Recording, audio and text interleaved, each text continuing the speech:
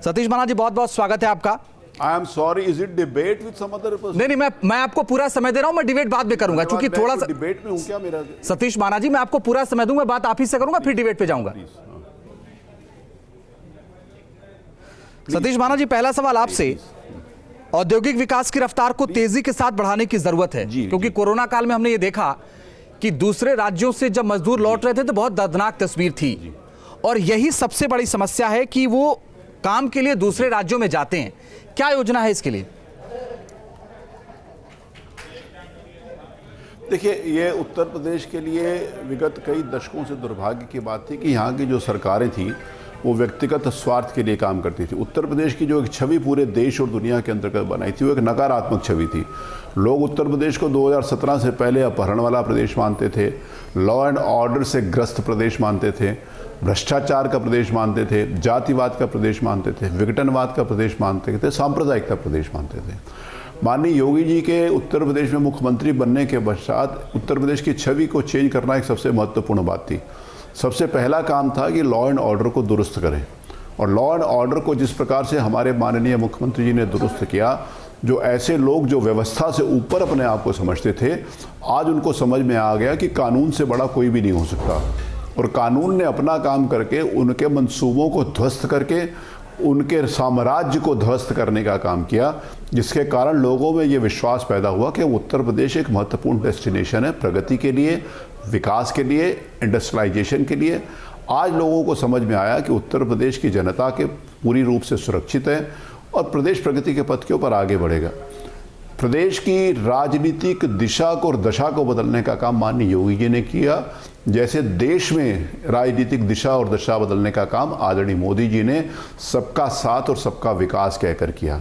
आज हमको गर्व के साथ इस बात की अनुभूति होती है कि कोरोना के दुर्भाग्यपूर्ण क्राइसिस के कारण, जिसके कारण पूरे दुनिया भर के लोग प्रभावित हुए, वो देश जो अपने आप को डेवलप्ड कंट्री कहते थे, वो देश जो अपने आप को मेडिकल साइंस में अग्रणी स्थान बताते थे, उन सब की क्या दशा और मोदी जी के कारण हमारे देश ने उस विकराल स्वरूप से किस प्रकार से बचाई हमारे सामने है। हमारे मुख्यमंत्री आदरणीय योगी आदित्यनाथ जी ने जिस प्रकार से कोविड मैनेजमेंट किया, मैं अंतिम बात कह दूं, उसके बाद मेरा निवेदन है कि आप जो भी कहेंगे मैं उसके अनुसार आपके बात का जवाब दूंगा कि आज की तारीख में विगत 15 दिनों से 100 से कम केसेस उत्तर प्रदेश में आ रहे हैं और वहीं दूसरे प्रदेशों में हमारे को किसी के साथ कोई कंपैरिजन नहीं है। लेकिन फिर भी इस बात को ध्यान दिलाने के लिए कहना चाहता हूं कि जो कांग्रेस इस बात का विरोध करती है, जहां पर उनकी सरकार है 6000 से ज्यादा केसेस एक दिन में आ रहे, जबकि उनकी जनसंख्या हमसे 1/2 भी नहीं है, तो ऐसी कंडीशन में उत्तर प्रदेश के किसी भी बात को, किसी भी व्यवस्था के ऊपर किसी भी प्रकार की उंगली उठाना ये अन्यायपूर्वक है और वो राजनीतिक पूर्वाग्रह से ग्रसित है। मैं एक बात कह दूं कि बहुत से हमारे विपक्ष के साथ ही सुबेरे 11 बजे से पहले ही बजट की आलोचना करना शुरू हो गए थे। मेरा निवेदन था कि बजट के पहले जो कुछ सोच के आए थे वो पहले ही बोलना शुरू कर दिया, शायद इंतजार कर लेते कि बजट को सुनते, उसको पढ़ते, उसके बाद अपनी प्रक्रिया देते तो ठीक रहता। इन्होंने ना तो बजट को पढ़ा, ना इनको बजट के पढ़ने से कोई मतलब है, सिर्फ विरोध करना और बिना किसी कारण के विरोध करना इनके स्वभाव में है, जिसको अपना काम वो कर रहे हैं। सतीश माना जी, ये बात सही है कि नोएडा में काफी विकास दिख रहा है, जेवर airport, film city, electronic city की भी बात हो रही है, लेकिन अगर हम पूर्वांचल की तरफ अगर नजर डालते हैं, गोरखपुर, बलिया, वाराणसी, तो ऐसा लगता है कि औद्योगिक विकास बहुत कम हुआ है। आगे क्या प्लान है इसमें? मैं विनम्रता के साथ इस बात को सबमिट करना चाहता हूं कि पहले जैसे आपने कहा, मैं दो बातों को, इस बात को 2 पार्ट में लूंगा जैसे आपने मेरे समक्ष ये बात प्रस्तुत करी है। पहली बात तो नोएडा की बात कि आज हम इस बात को कह सकते हैं कि नोएडा में आज आईटी के नाते से पूरे देश में पहले नंबर के ऊपर नोएडा आईटी और आईटीएस के नाते से चर्चा होती है। पहले नहीं चर्चा होती थी, पहले हैदराबाद की चर्चा होती थी, बेंगलोर की चर्चा होती थी। तो हमारे कुछ मित्रों ने कहा कि ये तो एनसीआर का पार्ट है, तो हमारी सरकार आने के पहले एनसीआर का पार्ट नहीं था क्या? पहले भी था, लेकिन वहां पर कोई इंडस्ट्री नहीं आना चाहती थी, आईटी आईटीएस कंपनीज आना नहीं चाहती थी, आज की तारीख में आना चाहती हैं। ये तो पक्ष हो गया नोएडा का। दूसरी बात मैं आपको बताना चाहता हूं कि गोरखपुर में आज जिस प्रकार से इंडस्ट्रियलाइजेशन बढ़ रहा है, अभी हमारे पास इंडस्ट्री के नाते से जितनी लैंड थी वो सारी की सारी इंडस्ट्रीज को हमने अलॉट कर दिया, उसके ऊपर उन्होंने काम शुरू कर दिया। विगत कुछ 2 साल 3 साल के अंतर्गत बहुत बड़ी बड़ी इंडस्ट्रीज वहां पर आई हैं, बहुत बड़ी इंडस्ट्रीज का एक्सपेंशन भी हो रहा है। साइमल्टेनियसली जिस समय ये कहा जाता है कि roads lead to the progress of the country, of the state Uttar Pradesh, तो उस नाते से पूर्वांचल एक्सप्रेसवे लगभग हमारा 70-75% काम हो गया और कंप्लीशन की ओर है। ये एक लाइफलाइन बनेगा वहाँ की इंडस्ट्रीज के लिए। जी। बनारस में आज बहुत सारे इंडस्ट्रीज आना चाहते हैं। बनारस के रामनगर इंडस्ट्रियल एरिया के अंतर्गत हमारे पास लैंड नहीं है इंडस्ट्रीज को देने के लिए, इतनी तेजी से वहाँ पर इंडस्ट्रियलाइजेशन हो रहा है। और जिस प्रकार से कोविड के समय में भी हमारे पास इंडस्ट्रीज ने अपना इंटरेस्ट शो किया उत्तर प्रदेश में आने का, देश भर और दुनिया भर के, वो अभूतपूर्व है। और जिस तेजी के साथ हमने उस त्रादसी को भी इंडस्ट्री के नाते से अपॉर्चुनिटी के रूप में उपयोग किया, शायद देश की किसी अन्य प्रदेश ने ऐसा नहीं किया हुआ।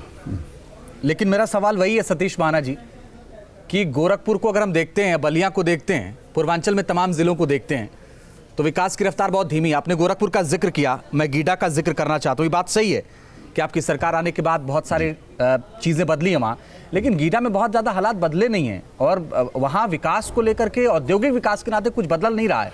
तो मैं फिर से वही सवाल कर रहा हूँ आपसे। नहीं, मैं निवेदन करना कैसे नहीं, मैं आपकी बात को सम्मानजनक तरीके से आदर करते हुए मैं कहना चाहता हूं कि ये बात सही नहीं है। आज वहां पर एक्सपेंशन के लिए गैलेंट वालों ने अपनी दूसरी और जमीन वहां पर लेकर उसका एक्सपेंशन कर रहे हैं। आज जिस समय हम ये 9 नैपकिन नाइन्स के नाम से जो है वो पूरे देश भर के अंतर्गत अपना महत्वपूर्ण स्थान बनाए हुए हैं। इससे लोहे से संबंधित दूसरी इंडस्ट्रीज भी आ रही हैं। बहुत सारी इंडस्ट्रीज ने अपना इंटरेस्ट शो किया और वो लगी भी हैं।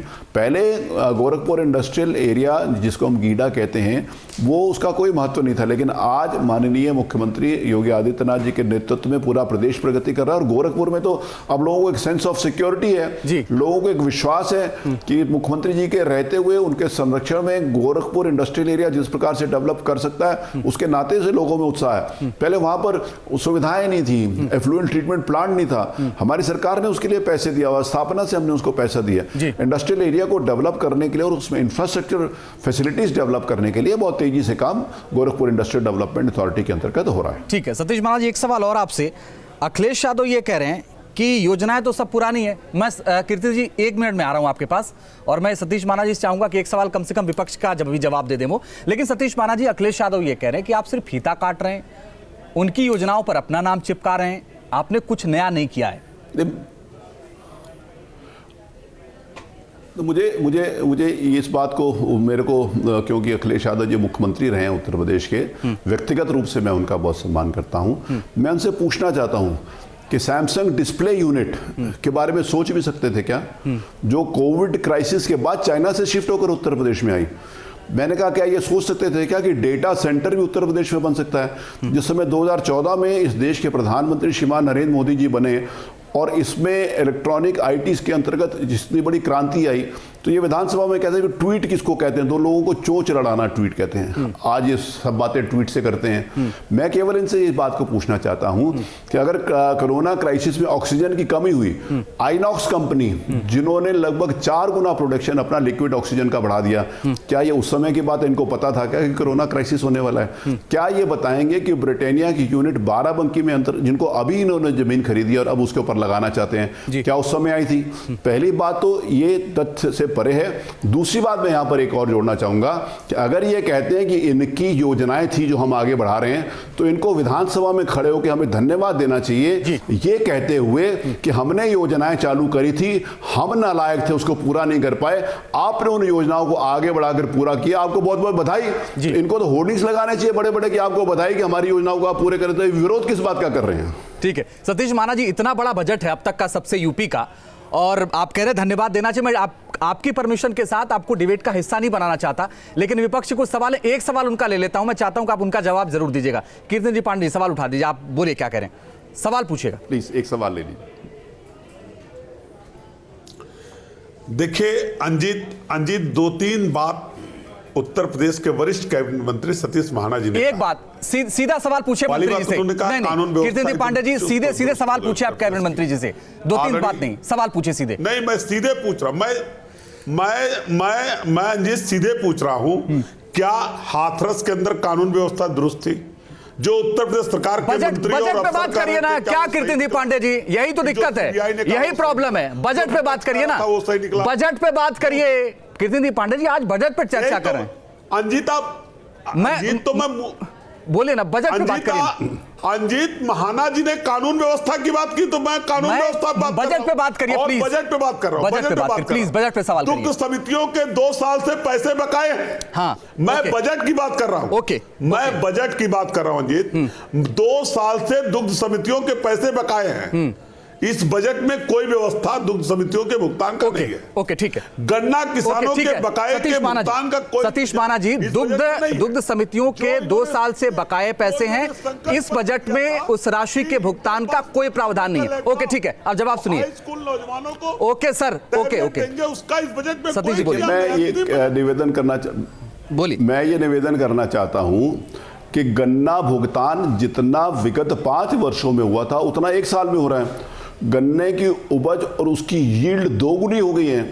आज गन्ने के भुगतान का कोई इशू बचा ही नहीं है। दूसरी बात मैं ये कहना चाहता हूं कि ये स्वाभाविक रूप से कुछ लोगों को परेशानी होगी कि जो लोग मिलकर चुनाव लड़ते थे और एक दूसरे के समर्थन में खड़े होते थे, उनकी पार्टी से टिकट लेने वाले लोगों के अवैध रूप से कमाई किए हुए आशियानों को ध्वस्त किया जा रहा है, तो स्वाभाविक रूप से उनको कठिनाई होगी ही होगी। इसमें मैं उसके ऊपर उनकी कठिनाई से अपने आप को ये नहीं कह रहा कि उनको कठिनाई नहीं होगी। ऐसे लोग जो, जैसे मैंने कहा, जो व्यवस्था से ऊपर थे, आज वो जमी दोष हो रहे हैं, तो इनको कठिनाई होना स्वाभाविक है। इससे बड़ा लॉ एंड ऑर्डर की पूरे प्रदेश में कौन इस बात को मान सकता है कि जिनके नाम से लोग सरकारें डरती थी, आज उनके नाम से कोई भी आदमी डरता नहीं है, और या तो उनकी जगह जेल में है या फिर जहां होनी चाहिए थी वहां है। बहुत सारी ऐसी सरकारें जो दूसरे के जेलों में उनको उत्तर प्रदेश भेजना नहीं चाहते, वो उनका समर्थन कर रहे हैं। तो ये तो उस पार्टी के लोग हैं जो अपराधियों को संरक्षण और समर्थन देते थे। लेकिन सतीश माना जी, उनके सवाल को आप गोल कर गए। उन्होंने सीधा सवाल ये किया था, उन्होंने 1 मिनट कीर्ति पांडे जी, उन्होंने सीधा सवाल किया था, उन्होंने गन्ना के बारे में पूछा, मैंने गन्ना दुग्ध उत्पादन समितियों का 2 साल से पैसा भुगतान नहीं हुआ है और इस बजट में भुगतान का कोई प्रावधान भी नहीं है। मैं आपको दुग्ध उत्पादन के बारे में भी बता रहा हूं जी। इंडस्ट्रियल इंफ्रास्ट्रक्चर के साथ जो हमारे पास फंड होता है, जो इंडस्ट्रीज को बढ़ाने के लिए होता है, पिछली सरकार ने 100 करोड़ रुपया केवल एक दुग्ध इंडस्ट्री, उसका क्या नाम है, दुग्ध प्रोसेसिंग यूनिट को बना दी। तो वहां पर जब मैंने पूछा, मैं उसकी मॉनिटरिंग कर रहा था, तो मेरे को उन्होंने बताया कि ये 1 लाख लीटर का जो इन्होंने दुग्ध के प्रोसेसिंग के यूनिट बनाने के लिए 100 करोड़ रुपया इंडस्ट्रियल डेवलपमेंट अथॉरिटी से दिया था, जो हमारे अवस्थापना होता है। तो यहाँ पर 18% से ज्यादा तो दुग्ध का उत्पादन हो ही नहीं सकता। तो मैंने कहा नहीं हो सकता, तो क्यों दिया था? उन्होंने कहा कि कुछ विशिष्ट क्षेत्र थे और निर्णय सरकार के द्वारा किया गया था कि यहाँ पर इनको देना है। तो वो पैसा जो इंडस्ट्रीज के ऊपर लगना चाहिए था, वो व्यक्तिगत राजनीतिक स्वार्थ के कारण 100 करोड़ से ज्यादा 1 लाख लीटर के दुग्ध के उत्पादन के लिए वहां पर दे दिया गया। इस प्रकार से तो इन्होंने काम किए थे। 2 साल से जिन दुग्ध समितियों का बकाया है, उसके भुगतान का इंतजाम इस बजट में है कि नहीं है, ये बताना चाहिए आपको। चलिए, ये बताइए ना। ठीक है, ओके। सतीश माना जी, एक सवाल और लेता हूं। सतीश माना जी, 1 मिनट, मैं आपसे एक सवाल और लेता हूं, फिर मैं एक सवाल कांग्रेस से भी लेना चाहूंगा, क्योंकि उनके भी प्रतिनिधि हैं, तो एक सवाल वो भी आपसे कम से कम पूछें। एक मेरा सवाल ये है कि लोग पूछ रहे थे, जेवर एयरपोर्ट के पास नई इलेक्ट्रॉनिक सिटी बनाने की आप बात कर रहे हैं। वो ये कह रहे हैं कि दिल्ली के आसपास तो विकास हो रहा है, लेकिन ऊर्जा कैसे देंगे उनको, बिजली कहां से देंगे? बिजली के लिए कोई प्रावधान इस बजट में नहीं है। वही कह रहे हैं कि जो लोग यहाँ बिजनेस करेंगे वो ऊर्जा बिजली कहां से खरीदेंगे? वाह, बहुत बढ़िया बात कही आपने, बहुत अच्छी बात की। आपने कहा बिजली कहां से देंगे। हमारी सरकार से पहले बिजली आती नहीं थी, अब बिजली जाती नहीं है। हमारी सरकार से पहले 3 घंटे बिजली आती थी गांव में, अब 3 घंटे बिजली गांव में नहीं आती, 20-22 घंटे बिजली गांव में आती है। हमारी सरकार से पहले यही सरकारें थी जिस समय मोदी जी ने कहा था कि हम ऑनलाइन सारी व्यवस्था करेंगे, डीबीटी से करेंगे, डायरेक्ट बेनिफिट ट्रांसफर से पेंशन भी देंगे। तो यही लोग कहते थे कि बिजली तो आती नहीं है, मोबाइल कहाँ से चार्ज होगा। आज सारे का सारा काम डीबीटी के माध्यम से, सारी योजनाएं, सारी पेंशन, सब कुछ उसी के थ्रू हो रहा है। तो बिजली आ रही है, और बिजली इंडस्ट्री को देने के लिए हमने कहा हम 24/7 क्वालिटी इलेक्ट्रिसिटी पावर सप्लाई लोगों को वो दे रहे हैं और आगे भी देंगे। अजय वर्मा जी, एक सवाल आप अगर पूछना चाहें सतीश माना जी से, सीधा सवाल करिएगा। जी जी, देखिए अंजित जी, मैं मंत्री जी से पूछना चाहता हूं, माननीय मंत्री जी से, जरा परिचय कि ये 5,50,000 का भारी भरकम बजट जो बनाया है उत्तर प्रदेश के लिए जो 5,50,000 का भारी भरकम बनाया है, जो पिछले 17 से लेकर 2021 और 20 और 21 में कोरोना के कारण लाखों करोड़ों युवकों की नौकरियां उत्तर प्रदेश से चली गई। मेरे पास आंकड़ा भी है, क्योंकि आंकड़ा मेरे पास अगर आप डालें तो प्रसिद्ध सवाल पूछिए, CMIA के आंकड़े हैं। सवाल पूछिए। इसके लिए आपने इस बजट इसके लिए पूछ रहा हूं, इसके लिए इस आंकड़े में आपने बजट में रोजगार के लिए ऐसा कुछ नहीं किया एक तो, और एक छोटे व्यापारियों के लिए इस बजट में आपने उत्तर प्रदेश में करीब 12 करोड़ से ज्यादा छोटे व्यापारी हैं, उनके लिए कुछ नहीं किया। कृपया आप बताएंगे माननीय मंत्री जी। ठीक है, बोलिए सतीश माना जी। मुझे लगता कि जैसे मैंने कहा था ना कि ये पढ़कर आते तो अच्छी बात होती। छोटे व्यापारियों के लिए ODOP योजना छोटे व्यापारियों के लिए कि बड़े व्यापारियों के लिए? श्रम सम्मान योजना छोटे व्यापारियों के लिए कि बड़े व्यापारियों के लिए?